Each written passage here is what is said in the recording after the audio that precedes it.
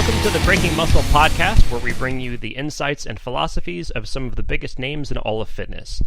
I am Pete Hitzeman, managing editor of BreakingMuscle.com, and hosting today's show is our leading contributor, Shane Trotter. What are they going to say about you at your funeral? It may seem like an abstract question, but for Brett Bartholomew, it's one he tries to answer with his actions every single day. Brett has coached everyone from weekend warriors to Super Bowl champions, and his relationship-centered approach aims to develop people, not just bodies. Today he sits down with Shane to talk about how a childhood hospitalization was the catalyst for his career in strength and conditioning, why you can't outsmart your physiology with life hacks and coffee, and why arguing over squat types is a first-world problem.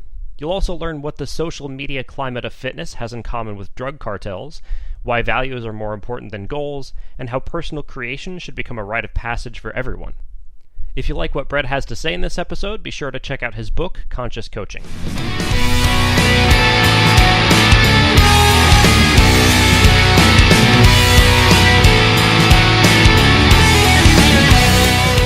College spots are pretty hard to come by. There's a lot of rules they have to abide by. And so they said, hey, a full-time paid spot here isn't going to open up for a while. We'd like to help you out. Are you open to doing a graduate assistantship? We have a connection down at Southern Illinois.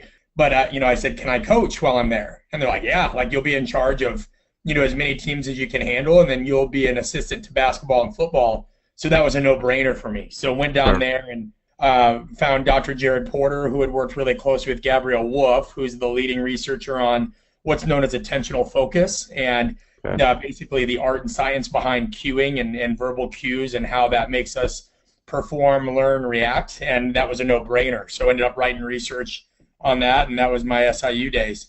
Right on. All right, well, we'll jump in. Great to have you. Brett Bartholomew's here, strength and conditioning coordinator, tremendous background, working with many pro athletes.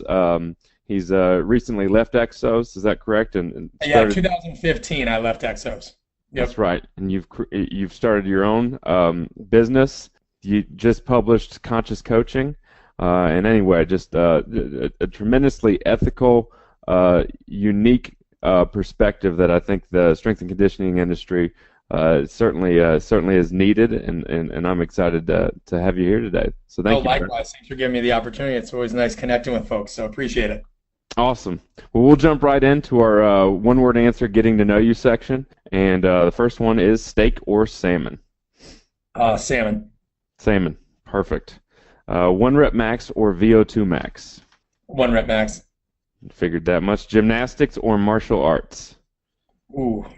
Normally I would say gymnastics, but I have a combat sports background, and that served me well as a coach. That is a phenomenal question because both for long-term athletic development are critical. You can't lose with either, but I'm going to go martial arts just because of my background bias. Okay. Yeah, definitely. Bill Belichick or Pete Carroll? Yeah, this is interesting. I have players on both teams, so I've heard interesting things about both. For this one, I'll go Belichick. Even though that's not necessarily my personality, I just have a little bit more insight as to what he's really like when the cameras aren't on, and it's not always the Belichick that we see. But I've trained a good amount of guys on the Patriots, and so I think I know a little bit more about him than I do Pete. So I'd hate to say something and then be like, oh, well, I was just assuming there. Sure. All right, the one thing, not a person that you could not live without. Yeah, just training. I'd lose my mind, and I'd be a miserable person to be around. Absolutely. Your favorite television show or movie? Billions on Showtime. Billions? Yeah. The writing on that show is unbelievable, and it's one of the rare shows where, like, season 1, you'll kind of settle in, and you'll be like, okay, I'm intrigued. Season 2, holy crap. Characters are incredible. Phenomenal. Not for if there's anybody that's the hear no evil, see no evil type, don't watch the show. There's dark elements and it's Machiavellian, but it's awesome. Yeah, right on. Good to know. You're about to do something awesome. What song do you play? Oh, you know what? This is a good one. I was talking about this the other day. If I'm about to do something awesome, I would go with, what's the name of it? I was talking about it the other day. Hang tight. Because I'm very, very big on music. It's Invincible, Machine Gun Kelly. Okay, right on. I'm an Eminem, Dr. Dre, Jay-Z, kind of classic rock guy through and through. I like classic hip-hop, when hip-hop was competitive. And I like classic rock and what have you as well. But that song, if I'm doing something awesome, if I'm getting ready to walk out like boxing or what have you, that's Shook One's Part 2 by Mobb Deep. Okay, right on. The greatest invention of the last 100 years is? This is one of those double-edged swords. The greatest invention of the one, because one of your listeners is going to know about some vaccine that saved millions of lives. So, even though I'm going to want to say something like WhatsApp and stuff like that, because it allows people to communicate internationally. Let me just put a disclaimer out there. It's going to, anything that is around that's saving lives and doing humanitarian efforts, that supersedes anything. Other than that, I would have to place it as something that allows us all to connect in a more personal manner. So I don't include email in that. I don't include social media in that. I do think that I would say any technology that just has allowed us all to connect and do what we're doing now. Right on. All right. What's the one place everyone should visit? Yeah, Australia. Really? Yeah, I love it. I think I know everybody typically goes nuts over Europe, and that's great. Like Europe's got amazing stuff as well. But the people in Australia, and I'm a Midwest guy, I think you can appreciate this too because it sounds like you have some roots there. The people in Australia almost harken back to the 1950s of America, where everything's not so politically correct. They can speak. They speak openly. They still kind of roll their sleeves up. They are who they are, and there's a very they have a westernized view of things, but they just kind of aren't scared of still calling each other names, boys will be boys type attitude. And I love that. I always feel like it's second home, and I almost took a job there a few years ago. Right on. All right. Most our problems would be solved if only blank was the dictator. And this can be a fictional character. Shoot. I want to say Nelson Mandela. You think of the thing that guy did, and I mean, the anti-dictator statement ever, right? Because so much of what he fought for humanitarian, but I'd be hard pressed to think of a better leader, than a guy like that. I mean, maybe if you want to go into American history, I think Teddy Roosevelt was very unique in the things that he did when you study that. But I would say one answer would be Mandela. Sure. Right on. That's a great one. What one word best describes you? My wife would say passionate. I always think that's, a pretty easy one. I would say just legacy. That's what I've always been really, ever since an experience that I went through in high school where I almost lost my life. That's been the one word that's always compelled me to do more is I just want to feel like something mattered because I was here. And that's awesome. I think that can get hard because there's so many people that think the butterfly effect is crap and we're all just part of a huge multiverse. I think it works both ways. I do think we're relatively insignificant and in the scope of like the universe or multiverse or whatever you believe in. But I do think our actions are not insignificant. So I would say just legacy because that's what drives me to kind of do anything that I do. I think that we were talking about that with like U2 is putting on a concert right now and they're performing an album that was like they created 30 years ago. And talk about the idea of legacy over currency. They're just going back and saying, like it or not, we're only performing this album on tour. And they're killing it. I love anything that's a classic. I like the Frank Sinatras and Dean Martins of the world. I like the Da Vinci's of the world. Anything that is timeless and had a legacy and indelible impact. So legacy is what I would use to define the one word. Sure. And I think that's apparent in the work you do because it's not generic. It's not easily replaced. There's depth to it. It's seeking real value. I love that. Have you read the book Legacy? I have. Yeah. Okay, that's one I picked up. I'm trying to read this summer, but I've been really excited. I've heard great things. So you'll enjoy it for sure. All right, we're going to jump into the questions of depth, as broad, as wide, as deep as we need to go.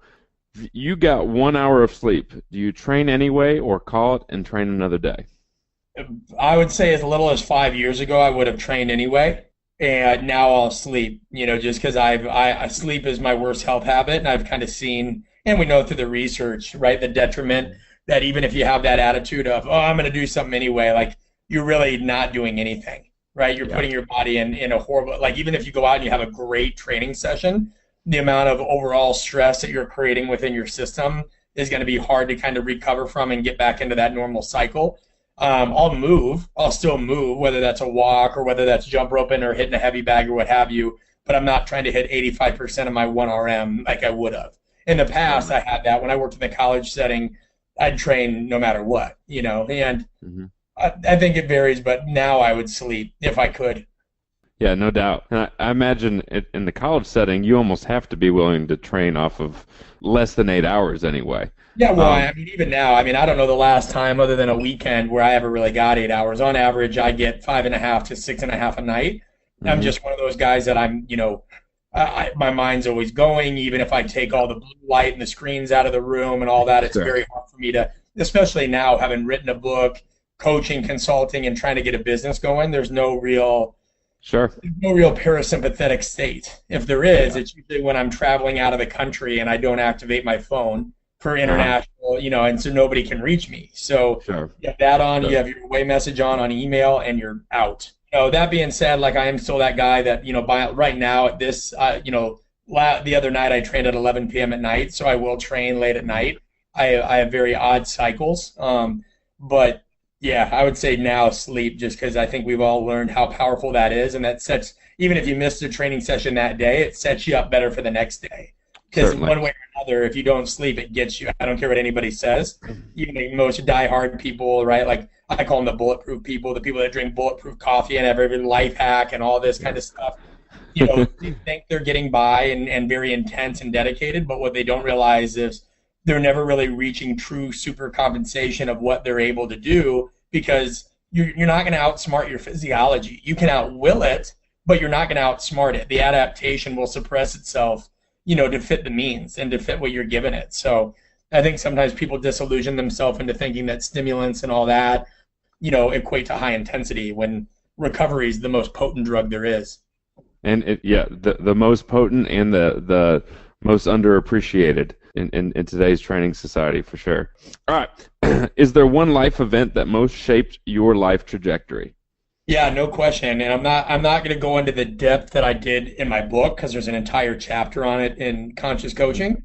But I was hospitalized as a teenager. It had to do a good mix with depression, anxiety, my friends getting into very hardcore drugs, parents, going through a divorce, all that kind of stuff. Wow. That is the most singular event other than being involved with sport as a as a younger athlete, that got me into strength and conditioning. And I go into, like I said, that sucker is pretty much all of chapter 2 in the book. Hmm. Uh, but yeah, I was hospitalized for about a year of my life, and the things that I learned during that time, everything I went through during that period is by and large what shaped me today, what shaped my career path, and what made me want to write the book initially. So So that hospital, I know exactly what you mean because I had a similar experience. But what about that hospitalization led you into strength and conditioning? yeah, great question. So one, my body had deteriorated significantly. Normally in high school, I was around 130 pounds. That's what I weighed normally.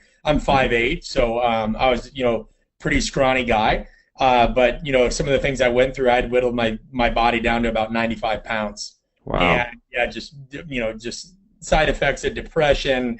I would train obsessive compulsively, like it was my escape, my drug from a lot of the things that were going on in my life at the time.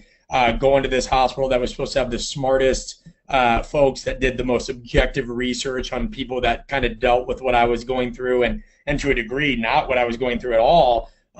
You seeing how they didn't interact and how they did interact with patients, treating them like numbers, not being effective at getting into what really got them there in the first place. Psychologically, what was the barrier they needed to overcome in order to get out of there? I mean, I Hmm. basically saw lives wasted and, in some senses, people dying in a hospital because these nurses, doctors, therapists, administrators didn't understand how to translate, what I'm sure was a very high level of academic knowledge, right? Yeah. Into knowledge of people and social intelligence. So Hmm. that is, I mean, and again, the book goes far more in depth on that. But that was the crux of it. So learning how to rebuild my body in the most effective manner, learning how to communicate in the most effective manner, because I basically felt like it was almost like Shutter Island. I felt like I was trapped in this Really. place. No matter what I said or did, I couldn't escape because these people were just like, they're almost more focused on keeping you there than helping. Sure.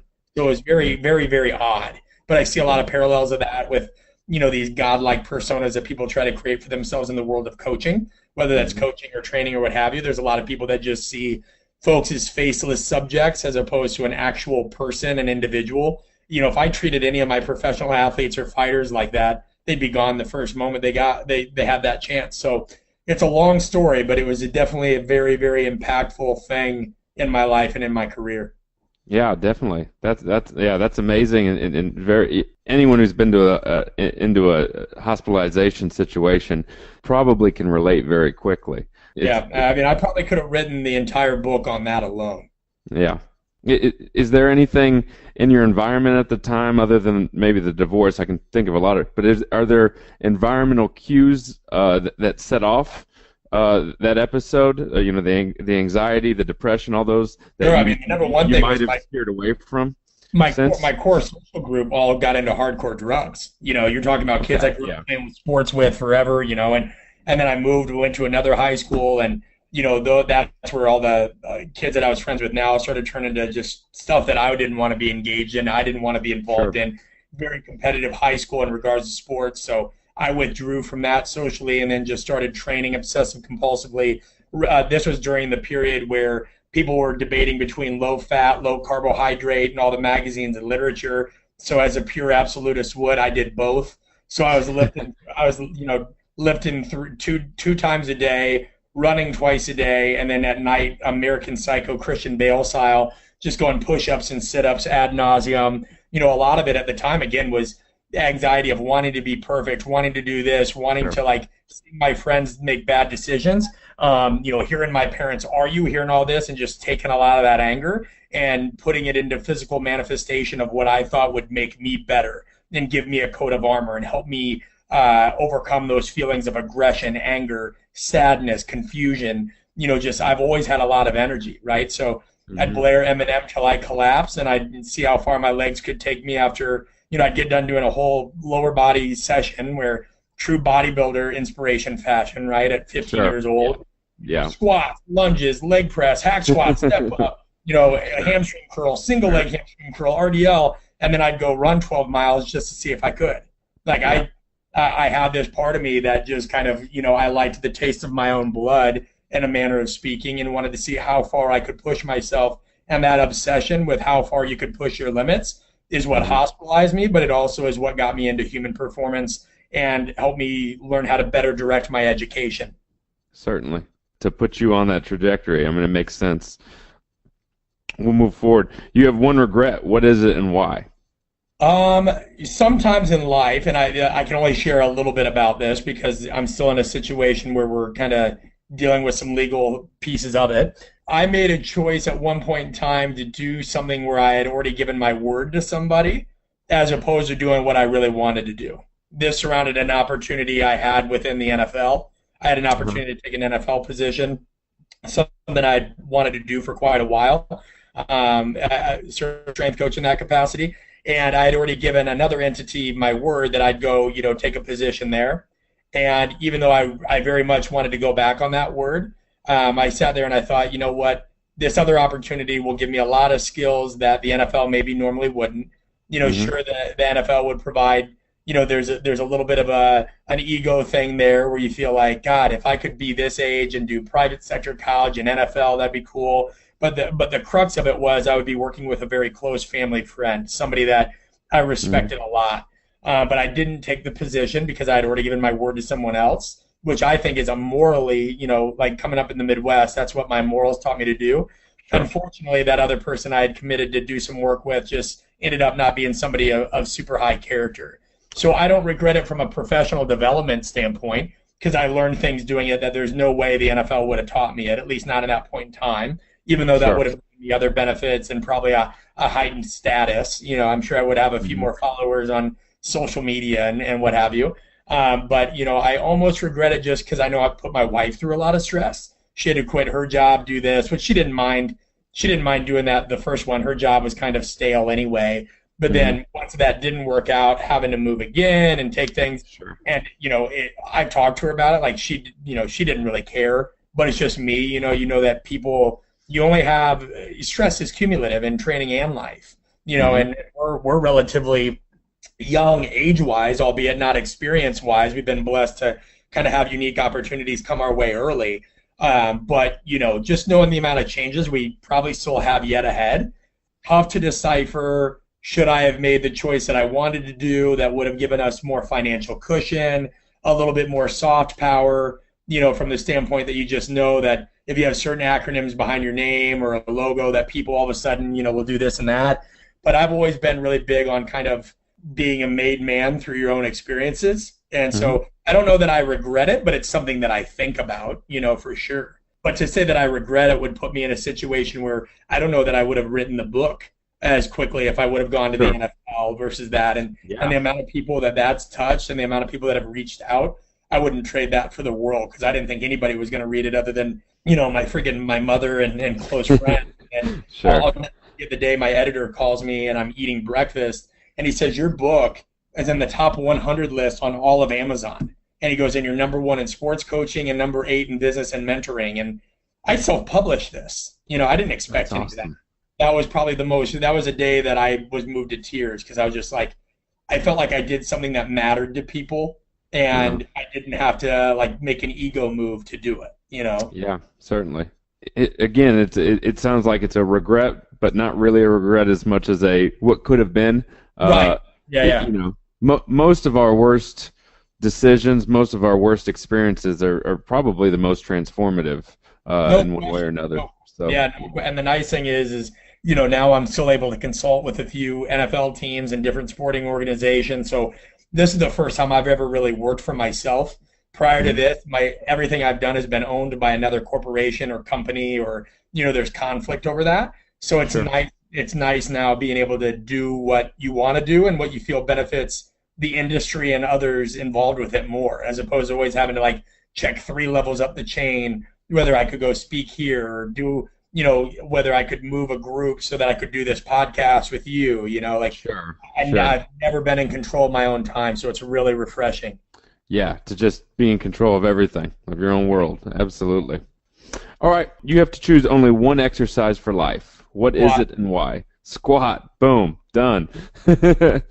Any squat, front squat, back squat, goblet squat, Bulgarian? I'm bigger on the movement, not the modality. I think squatting in general, if I say back squat, now I'm alienating all those people out there that have fused lumbar spines that, can still drive an adaptation out of it. So I don't get dogmatic by that. Again, when I was in the college setting, it would be back squat, but now you could, whether you Olympic front, even me. So I had a back surgery a year and a half ago. And the way I'm built, my body just does better with Olympic-style front squats and safety squats, And safety squats, X amount of years ago, used to get a bad rap as kind of like, oh, that's the pansy squat. You're doing this, you're doing that. Well, you look at some of the best, the people that coach some of the strongest guys in the world, whether that's power lifters that strategically put that in their variances, or a lot of throws coach, whether it's discus, hammer, anything like that. There's always some modality of the safety squat. The load is load and movement is movement. The body doesn't sit there and say, oh, you know what, Shane's doing a front squat. Yep, not as good as a back squat. Get out of it. Yeah, you might have to do a little bit more posterior chain work, since the front squat's going to target a little bit more quad. That's what we call a first world problem. You know what I mean? Sure. I think the industry is so ridiculous with how monomaniac they get over an exercise derivation. Really? And when I get an NFL guy that comes from 10 years in the league, if the guy can't back squat, I give 2 shits. Double kettlebell rack, front squat, freehand front squat, heavy ass goblet squat, sandbag squat. Obviously there's variations we want to do because they put more load on the system. So I'm always going to bias towards a front, back, or safety as we get to max strength. But at the end of the day, squatting.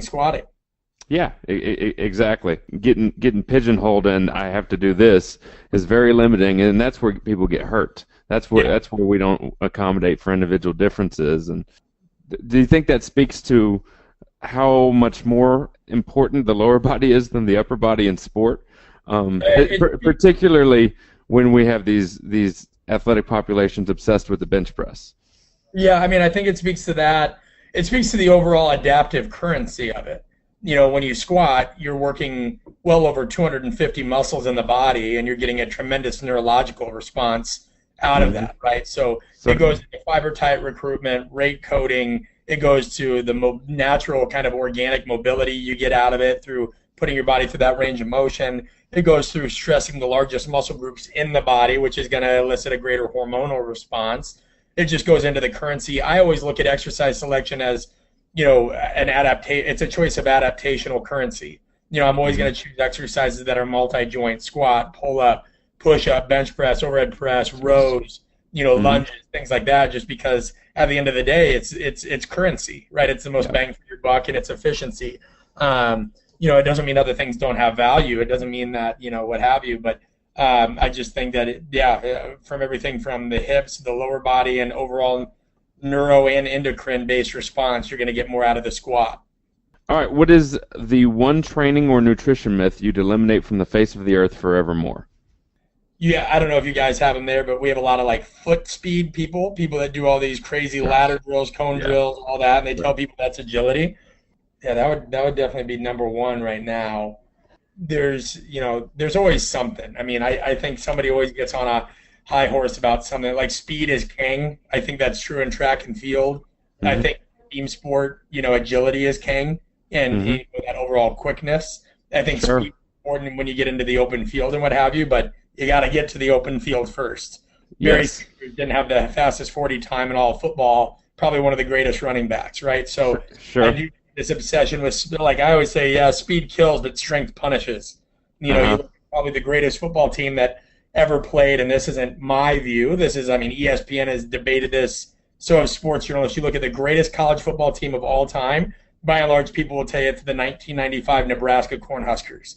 Tommy Frazier, Grant Wistrom, Jason Peter, Lawrence Phillips, Amon Green, all these guys. They beat Warren Sapp, Ray Lewis, and the Miami Hurricanes, and they beat Danny Werfel, and people usually quote them in the 2001 Miami Hurricanes, but Nebraska didn't have the fastest players. What they had was the most efficient players. They ran about 5 plays. They knew what to do. They did it. Oregon is always known for having great team speed, and Oregon gets their ass clobbered half the time, in the big games. So, I think it's just all these people that want to spew things out there that aren't context dependent. Like, you could never say this is the best, this is king, this is that, because we don't live in a world of absolutes. Even with the question he asked me, right, like the squat, somebody could be like, well, what if somebody's got, what if somebody can't do it, right? What if it's an amputee? Then, well, sure. But I just think the overall thing now that talking through it a little bit, the overall thing that I'd get rid of is just this notion of absolutism within our field.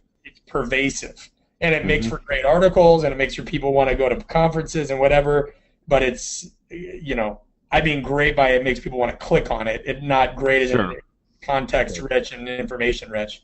So absolutism might fit into that. Yeah, it's almost probably caused by social media because of the people want to connect themselves. Gimmicks get attention, but then they want to connect themselves with, I'm this guy, and this is the X factor that is the end-all, be-all, and could change everything, and other people don't understand it. Which I agree with, but the problem is social media is not going anywhere. So I'd almost argue, and I'd be with you, I hated social media when it first started going, and I didn't see any place in it. I don't think it's social media's fault. I think it's just the people that use it. I think the people that use it, and you could say, but the underlying thing with social media is to get noticed. I don't know if that's true. I think some people use it as that, right? Like you have the celebrity pseudo trainers that use it as that. I think it was originally intended to engage and connect, and I think then people figured out how to make it worth advertising, and then it's kind of like drug cartels, right? If we had better response towards what our field towards drugs were in the United States, right? Like just how we treated that situation, basically we could put the drug cartels out of business. There's a great TED Talk on this that said if America legalized marijuana, and this isn't my view, this is me expressing something, if America legalized marijuana and they did X, Y, and Z, and they figured out how to regulate it, tax it, all these things, based on it being the chief primary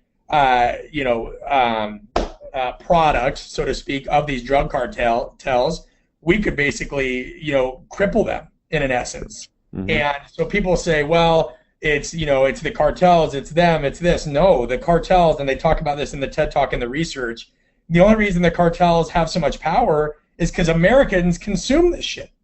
We're the number one consumer of illegal drugs in the entire world. So Yeah. my point is, it's the nature of consumerism that has made social media what it is, or made people feel like, man, I want to get noticed, so I'm going to write an article on 6 things to do if you want to get strong, as opposed to just put stuff that you're seeing, put stuff that's real, put stuff that's your thoughts. Find value. Yeah, you'll get followers or likes through adding value. Yeah. So that's where I would kind of argue politely that it's not social media, it's our consumerism kind of mindset, which is analogous to the the issue we see with drugs and the cartels and what have you. We're consuming it, and as long as sites still get clicks from people that want to know the 3 ways to get flatter abs, we're going to keep going with that kind of stuff.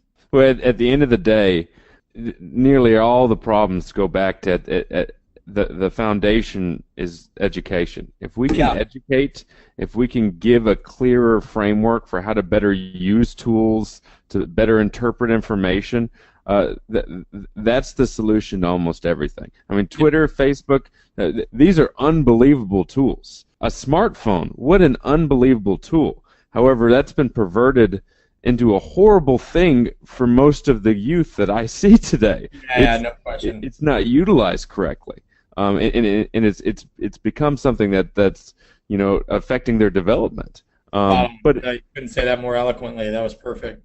You should write a book. I'd like to someday. It's one of my goals. I really do. All right. What one habit or ritual do you most credit with success in life? Persistence, without question. I know that's a trait, not a habit, but persistence to me is the bedrock of my habits. I try to put something out there or just do something every day, right? Whether that's a tweet or an Instagram post that influences somebody, whether that was my book, whether that's taking the time to reach out to somebody I haven't talked to in 3 years, whether that's, anything. Like right now I'm working on an online curriculum that's based around the book. I don't have a whole lot of time, due to my coaching and traveling and what have you. But even that, like, I used to be so caught up with perfect that I never got anything done. So I had no idea how to do an online curriculum for a course or modules or whatever. Now I even count me taking, an idle note card and writing 2 ideas down as me doing something that day. Because it's that stuff that separates, I'm a firm believer in this, the haves from the have-nots. There's this myth out there that, like, the haves wrote this entire thing in one day. They just knocked that out. They get into some Zen. That doesn't happen. It's more likely that looked like this at one point in time. There's no doubt. It's nonsense. And one day, that's why Eminem has always been a huge inspiration to me. I try to find uncommon mentors. Like, it's great to find people in strength and conditioning, but I want to find people that have uncommon practices. And he's an absolute derelict in regards to how his mind works. He talks about that. He'll scribble things on napkins and what have you, and they talk about it in the talent code. He mentions that. He says, that is stacking ammo to me. That's his words. And he goes, so if I'm stuck, I might look at this napkin and that piece of paper and what I wrote down on this notepad, and then it synthesizes. So I think getting your ideas out there, and if your listeners want like a helpful thing, something that I really use a lot, Microsoft OneNote has been unbelievable for me. I used to be an Evernote guy, switched to Microsoft OneNote.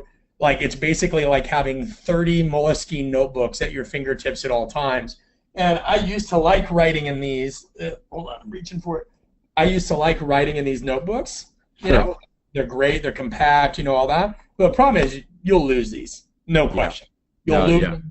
Pages will come out. All those ideas are gone.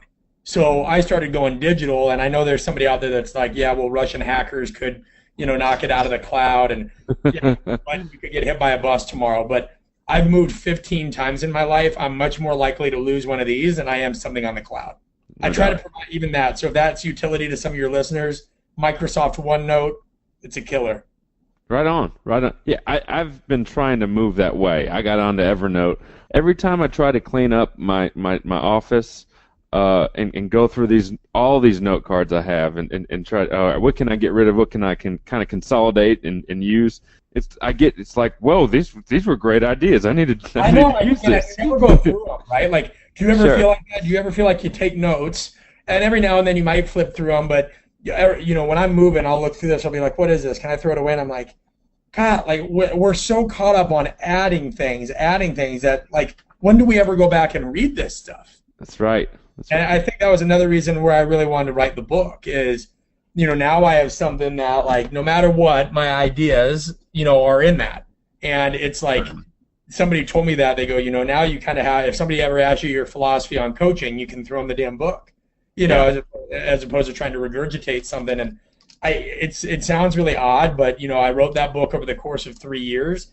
And so I even learned things, like I have to go through and reread it as I'm building content. There's some stuff that I forgot I wrote. And I'm like, shit, like I had a moment of clarity there. And, there's 3 times as many things you're embarrassed by, and you're like, I'm an awful, awful, awful writer. But every now and then you say something and you're like, yes. Sure. It was just yesterday. I was going through and trying to do my planning for the summer, my summer programs, the conditioning and pairing it correctly and everything. And I came across an article I wrote on making team conditioning plans. And I read through it and was like, well, thank God I read this because I completely forgot how to plan. Yeah, I'll have to read that. I'm always interested. I'd love to read some more of your work, so pass that along to me. Yes, sir. Yeah, absolutely. All right, we'll jump to what one quote should everyone know and remind themselves of daily? I think that this one is near and dear to me. I'm going to give you 2, so tough shit. And sorry if you have to edit that out. One is, when your values are clear to you, making decisions becomes easier. I love it. And then the other one is, do the common things in life in an uncommon way. That's, gosh, listening to you on a podcast a year and a half ago transformed the way I wrote programs. And that was, the quote was yours. It was, and I've seen you write it a couple times, simple things done savagely well. And I'm like, shoot, that's good enough for him. It's good enough for me. It's the truth, though. When kids can't execute something, then they're not getting any benefit. Strip it down. And I determine what I need to be better at is not teaching more exercises, but spotting the kid who's struggling, regressing or accommodating better. Not coming up with some, we're going to be the most amazing. We're going to be a high school team that can snatch. You're not going to Olympic snatch with the shoulder mobility issues we're seeing today. I mean, that's not realistic. Yeah, so. unless you're Wes Kitts out at Cal Strength. When it comes to programming, no question, it's simple things done savagely well, and that when it comes to just life, it would be the 2 that I gave you. Sure. Can you say the values quote again? I like that. Yeah. So Roy Disney is credited for this. When your values are clear to you, making decisions becomes easier. Certainly. I think that's a lot of times when people are struggling with what to do, they're better off writing their values than they are their goals. Yes. I was reading, there's a great book, What Drives Winning. Great book on coaching. It's basically talking about how a lot of the best coaches have gone away from goals. And it's similar to that. They're going to values. And why, it goes into the whole process mindset, versus outcome and those sorts of things. But nearly universally, 10, 15 years ago, I feel like you're crazy if you're a coach and you're not telling people to set goals. And now we're really shifting from that. Yep. Okay, you can only read one book. Conscious Coaching is your book, and I want to read that. But just for this interview, let's say it's not your book. What one book would you read if you could only read one? Yeah, and just so it's clear, trust me, if somebody could only read one book, I would not tell them to. I'm proud of my book, but with all the timeless authors that have, and actual authors and writers and minds and people that have, dated back to the 1800s and beyond, I promise you I'm not narcissistic enough to be like, yeah, my book, read that one. My book, and this probably wouldn't make sense to many, and that's okay. It doesn't need to. I think that more people should read the classics. Dan John's big on this as well, right? So like people should read Catcher in the Rye and stuff like that. You should read Proust if you could. You should read Viktor Frankl's Man's Search for Meaning, all that. But mine, since you asked, is Robert Greene's 48 Laws of Power. Okay, really? One, it's a real book. the majority of advice that books promulgate is warm, wishy, touchy-feely, idyllic, kind of nonsense. This book, and he says it in the beginning, he's like, no matter, people that read the book and don't like it read it wrong. They read it and think that it's telling you to look out for number one. Robert Greene tells you in that book, this book's not about looking out for number one. It's about being aware of how people will take advantage of you, and then showcasing examples throughout classical history, war, anything where that's happened.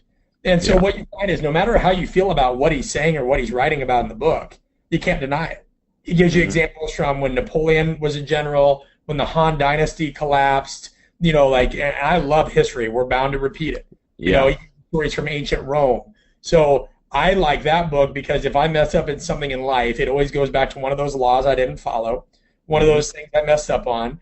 And, I cannot imagine his writing process. Like the amount of historical detail he puts in that, the little allegories and metaphors and fables that he inserts on the borders of each page. It's the most intriguing writing process. Dark.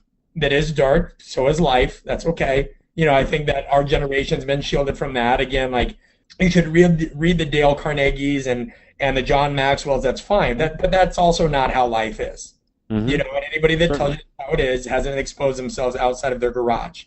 Be aware of how people are going to take advantage of you and how people are going to be jealous of you, how people are going to try to subvert you, especially in our field, strength and conditioning. Are you kidding me? You have people that a job may offer $100,000 salary, and you'll have somebody that will say, you know what, I'll take it for 60 as long as you give me free sweatpants and extra shoes.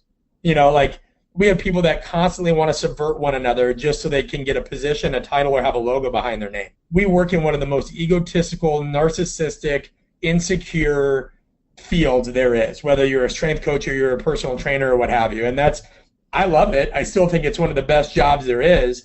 But I just think that we haven't adapted to the 21st century yet of that kind of blue ocean strategy. And it's okay. There's room for all of us. I'd also recommend that your listeners watch. I've only watched one episode, but I know where it's going based on the theme and listening to why Jim Carrey created it. Jim Carrey created a new Showtime series called I'm Dying Up Here, and it's about the life of stand-up comedians. It's about I've only seen one episode. It's the kind of preview episode, the pilot. And I started researching as to why he made it, and he said it's simple. You have all these people trying to compete for this small piece of the pie, right? And then it was trying to get on Johnny Carson's couch. We got to get on Johnny Carson's couch, And when they did, you're watching other comedians from the comedy club that this guy was in that made it on Johnny Carson's couch. About 5 of them are happy, and they're like, "One of us made it. This is awesome." And then one's like, "That's crap. His jokes are an ABC sing-along routine, and all of you should be pissed that he made it because every laugh he gets is one that we didn't." And you're just like, dude, I can appreciate the competitor and can appreciate that, but at the same time, what? Yeah. That is how strength and conditioning and human performance has gotten.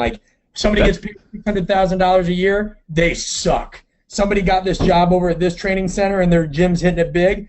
They did steroids. It's just always Sure. And I present on this a lot now, what it is about human nature, and I talk about this in the book as well.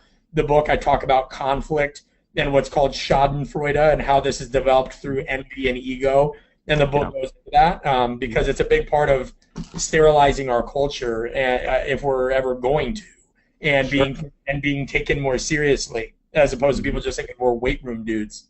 Yeah. Hey, that's a great analogy, the Jim Carrey, because it's the world needs more laughs. One laugh that he got is that's ridiculous. We're dealing with some of the worst childhood obesity, just the most rampant epidemic health problems the world has ever seen, and rather than making this a more welcoming environment and getting more people into whether it's a physical fitness routine or if it's sports that could be really transformative, we're making it a toxic environment and scaring people away. It's necessary. There's plenty of people that need it. Trust me. Go to the mall. There's plenty of people that need it. Yeah, no question. So Anyway, okay. You have only one lesson you can impart on the next generation. All will adhere 100% to this advice. They will absolutely ignore any subsequent suggestions or advice. What lesson do you communicate? Take risks and be good to people. I love it. Be kind and get out of your comfort zone. Go chase your dreams. Yep. Something, I mean, I have a feeling that resonates heavily with you. I mean, even just thinking about what you're doing with this podcast, like, think about all the podcasts out there. It's not an easy market, right? And then, like, not only that, not all the amount of time it takes you to put into your questions and the setup. And, most people listening probably have no idea what you go through to do that, but you have that, hey, I'm going to take a risk. I know somebody's going to listen. It might help them, and I want to make the information helpful. So, you're an embodiment of that. And I think that anybody that puts skin in the game in any way, shape, or form and wants to pass along helpful information is. So kudos to you for that. I appreciate it. Thank you. But the taking risks thing is when you really look at and get some perspective on life, and I probably don't have enough perspective on life. I'm young, but gosh, it doesn't make any sense not to take a lot of risks. Max Schenk, he wrote an article I just love on burning calories and wasting time versus investing time. But when you stop and look at it, gosh, we don't have a lot of time. And how do you want to? And time is all you have. How do you want to spend the time you have on this earth? It's just I'll have to write that down. That sounds like an interesting article. Oh, it's a great one. Yeah, it's Max Schenk. It's either burning calories and wasting time or something like that. It's short and sweet, but it's gosh, it's good. Burning calories being, why do that when you can, calories should be invested in energy or as energy to do things. So, if you could create one rite of passage for all our society, what would it be? Well, I mean, I just think the apprenticeship model is something that we've got to get back to, like true apprenticeship. Back when somebody wanted to be a blacksmith and they went in there and watched somebody pound the steel, pound the iron. I just think apprenticeship models in everything, that we do is so critical. I don't know if I have, the ability to say one rite of passage is going to be, contextual on what the profession is, what the nature of the craft is, and what have you. So I don't have that, but, I do think that people always need a balance of formal education and then informal education, right? To have as much as people want to say the educational system's broken, I don't disagree, but at least it exposes you to different ideas, thoughts, and concepts. So, but then at the same time, I wouldn't sit here and tell you I'm the person today if I just attended class and didn't go out on Thursday night sometime on Aggieville in Manhattan, and so sure. I think whatever rite of passage, no matter what it is, I think it's got to be a combination of formal education and social intelligence oriented type stuff. And then I think everybody should have to put something out, whether that's a book, whether that's a DVD, whether that's a product, whether that's an article, people have to know what it's like to have skin in the game, and they have to know what it's like to be criticized. They have to know what it's like to have people not like things, love things, all that. Like, I'll never forget my first bad Amazon, well, I'll forget it, but, my first bad Amazon review, I sat there and, most people don't know how critical Amazon reviews are. It plays a big role on like how your book is treated and things like that, and how accessible it is to other people and how Amazon prices it. And so anyway, I was fortunate, like a lot of people wrote some really kind reviews, and I don't ask them to, I just say, hey, write your honest thoughts, good, bad, indifferent, what have you.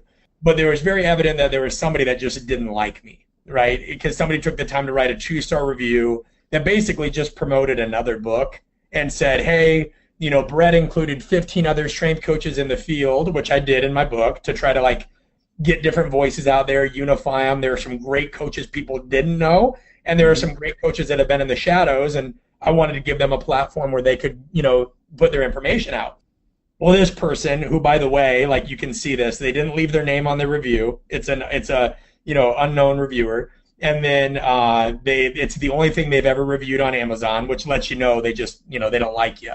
But they said he brought 15 people into his book, and all they did was stand up on their soapbox and chirp about this and chirp about that. And it was like, are you really like criticizing my book because I brought 15 other coaches in, like, and you didn't like people stating their views and ideas? And, he used the word preachy and soapbox, like, and just, it was very clear that they just didn't like me, and they wanted more of like this corporate, sterile, hard book. And so I saw that, and I'm just like, I remember talking to my editor. I'm like, how do you get over that stuff? Because I'm not going to remember it, 6 months from now, but it was irritating in the moment. He goes, dude, you can't write for everybody, and most people have no idea what it takes. And so I remember that, and so I wrote the guy a response, or guy or girl, I don't know who it is, and I said, listen, sorry it didn't meet your expectations. If you've written something or like put a product out there, I'd love to read it so I can learn like what that value is. And part of that was a sharp remark of saying like, hey, what have you put out there? But the vast majority of that was serious. Like, I tried to get an idea of how do you learn? Like, if this didn't hit, and I tried bringing 15 other perspectives in there, like what is it exactly that you wanted? But it's the same thing, right? Like, somebody said it really well. They said, and I'm certainly not comparing myself to this, it was just a funny quote somebody shared on Instagram. Somebody said, the world we live in today, somebody would see Jesus walk on water and then complain that he didn't swim. And it's so true. And so I think that kind of toxic, not being in the arena type of environment of this voyeuristic society we have has hurt a lot of professions, because you have so many people that want to sit on the outside and criticize, but they're not getting their hands dirty. They're not doing anything. I put out, I don't really put out products, but a guy asked me, he goes, hey, would you put together a 12-week MMA program? And I was like, sure, because there's a lot of people out there, fighters, one, that don't have money to train at real gyms, and two, don't have access to coaching or proper programming. They're just following kind of these crazy circuits that HBO shows on 24/7, where strength training is a combination of plyo push-ups, sledgehammer things, and then like agility drills all in one circuit. How can we get them more tired? Right, yeah, it just gets more tired. So he put something out, and I sat there, and I'm like, man, I'm really uncomfortable putting this stuff out there and promoting it. And again, like, people had to beat me over the head and say, dude, you're contributing. You're putting something out there. Like, quit worrying about it. Like, if you're putting out a shake weight or a slap chop, that's another thing, right? Like you're putting, and they're right. Like, we spent 3 months on putting this, or longer, putting it together. And I just think that that's missed. I think the vast majority of people listening, I think the vast majority of people, working, like, sometimes just don't realize that you only have so much right to criticize others if you're not doing something, like you've got to, and doing it anonymously and doing it behind a veil and doing it when you don't have like examples and like you're not trying to be like, cool, criticize. If somebody wrote a review of my book and they're like, hey, I would have liked to have seen more of X, Y, and Z. Constructive criticism. That's the difference. Right? Like, and none of us will ever write a book that does everything, right? Yeah. But at least you've given me something, and I'd say, cool, thanks very much for your feedback. Like, I'll take that into account the next time I do something. I don't know if I'll ever write another book again. It takes a lot out of you, but yeah, it helps. And so I just think that is a huge rite of passage, whatever it would entail to get people to be an apprentice. Learn, you make something, put it out there, make yourself vulnerable, exposed to the world in the most visceral way. And only after you've absorbed that, then you go do what you're supposed to do. No doubt. No doubt. The act of creating things is so much more instructional. I learned so much more in creation too than I ever could from a book. You learn from books and all over the place because you're going to research when you're creating. You're pulling and synthesizing all sorts of information. But creating things, aside from the other benefits you mentioned, creating things is an unbelievably formative process. So I think that holds a ton of merit in and of itself. Well, right on. That's the last question I have for you, Brett, but it's been so awesome getting to sit down with you. I think people are going to love some really, really great points you made. Is there, other than conscious coaching, which everybody needs to pick up, is there anything you're working on now that they need to be looking out for, or any way they can? Within the next, and I'll announce this primarily through social media. So I would say, too, I'm most active on Instagram and Twitter, especially Instagram now, just because I found that it's a more effective way through the combination of imagery and not being quite as limited in word count. Instagram and Twitter is where I'm most active. I do have a coaching page on Facebook, but you can find me at I think it's at Coach_Brett B. at Coach_Brett B, and I'll announce that. But we're going to be opening a facility. I'm going to be opening a facility this year. I'm also going to be creating an online kind of portal where coaches can focus more on their development, apprenticeship-oriented models and things like that. That's all surrounded around concepts in the book, and it's called Bridge Human Performance. So you're going to see my website, which was just a personal website for Bartholomew Strength. I couldn't get the rights to brettbartholomew.com. Somebody in Cedar Rapids, Iowa owns it. So if you know him, tell him to help me out here. There's nothing on your website. Like, you don't do anything on it. So I created Bartholomew Strength just as a personal site, but you're going to see that replaced by the Bridge Human Performance. And as the name insinuates, the goal is to bridge the gap not only with athlete training, but coach development is a big thing I'm passionate on. It is, just me and a small team of folks behind me. So we're not looking at this isn't going to be the next, API or next huge Mike Boyle strength and conditioning. All credit to what they've done, but we're trying to keep this more of a niche barbershop, rib joint, open door kind of feel where you can come in and just see some no-nonsense training, but see some really engaging coaching. And young coaches need more resources where they feel like they can not just learn the X's and O's, but they can learn some of the details and things I discuss in my book. And it's what I want to do to kind of give back to the industry. So you're going to see the Bridge Human Performance launch soon. Other than that, you can kind of keep up with me. I speak all over the place for anybody that's crazy enough to book me. I try to keep the appearances piece open on my website. I'm probably about 6 behind. But just staying on top of social media is probably the best way to keep up with me. Awesome. Well, cool, Brett. I'm excited to get this out. I know people are going to love it, and it's been so awesome to get to sit down with you. Thank you very much for your time. Likewise, Shane. Thanks for having me. All right. Well, take care. Cheers.